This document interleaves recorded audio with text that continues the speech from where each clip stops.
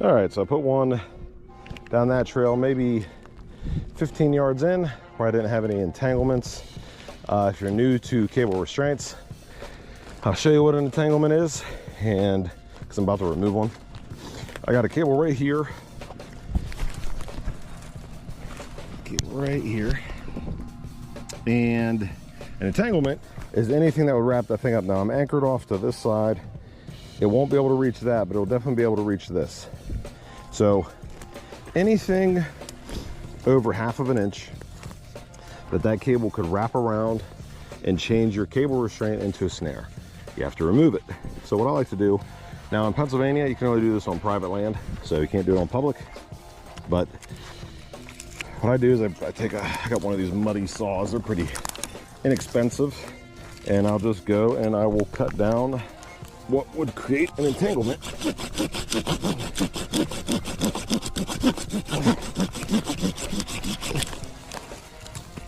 And I cut them down low, so get that, we'll toss them over there. And still looks like we've got one more piece that could be a problem. I don't know if it'll reach it, but we'll cut it anyway. Oh, it broke, okay. And it broke. All right. Now, sometimes, so I don't change the landscape too much on these coyotes, I'll take what I cut off. So now that it's cut off, if a coyote bumps this with a cable around its neck, this thing's just gonna fall over. It's not gonna be solid on the ground. Right here, there's so many trails. So what I'll do is, I want my coyote to run through that cable. I'll put one here. So I'll show you once I stand back up. I'll put one like right there, just kind of trying to prevent them from going that way. And I'll put one here, just to prevent them from turning. Just trying to keep them going in the direction I want them to go. Okay, so entanglements, let me just kind of show you. This is a catch circle from a coyote that, my most recent coyote. So you can see the line of it right here, that it goes around. Now, this will come out in the next episode. You'll get to see this coyote catching hopefully some more. I only got a couple days left in the season. But I caught this coyote, and as you can tell, if you're walking around looking, I went through and before I set my trap, and I cut anything that was over a 1/2 inch diameter that I thought could get this coyote wrapped up. Now, some of you might think to yourself, well, if you're trying to catch coyotes, you know, what's the big deal? I mean, if they get wrapped up and they die, who really cares? In certain states, you're allowed to snare, and you're allowed to do those type of things.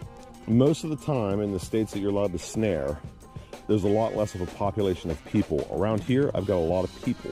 So there's people that come through these fields and they try to rabbit hunt with dogs. And if I catch one of their dogs, it's easy for that hunter to get the cable off the dog's neck without the dog getting hurt. The idea behind this is if you catch a deer, which we have lots of deer around here, you don't want them getting wrapped up. So when that cable wraps around something that's an entanglement, it prevents the relaxing lock from being able to relax, which in turn makes that thing start acting like a snare. If you look at the laws in Pennsylvania, they even have it where they don't want you setting them near fences, because if that animal can try to jump through a fence, you know, through the lines on a fence, it's going to get caught.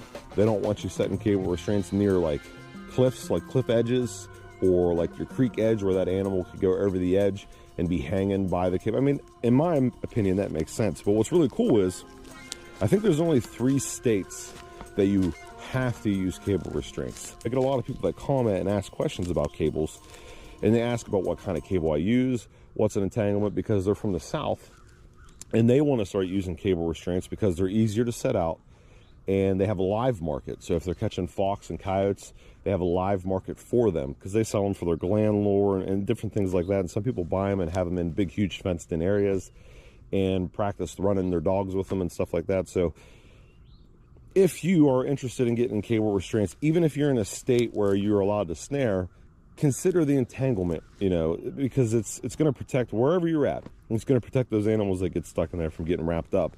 And I just think it's good practice.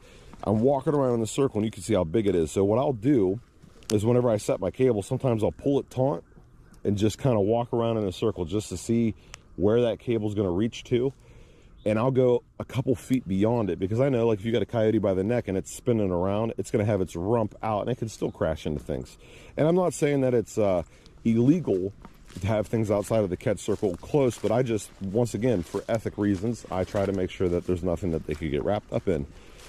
This year in Pennsylvania, I've caught a bunch of deer, and I've had to let them go. And if I would have had something that they could get entangled around, it would have choked them out, and it would have been a disaster. So I'm going to show you just some videos.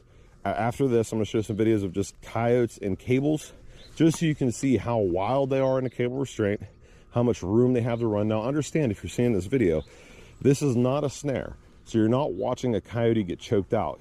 You're pretty much watching a dog on a chain.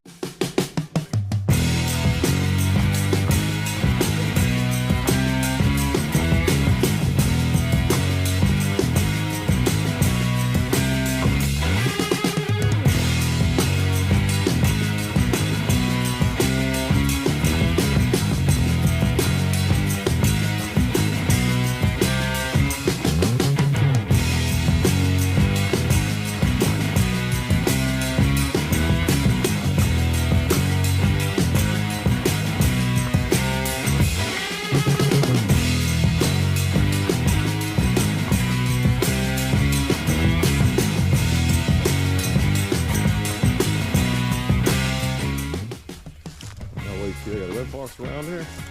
That's pretty cool. Been a while since I caught one.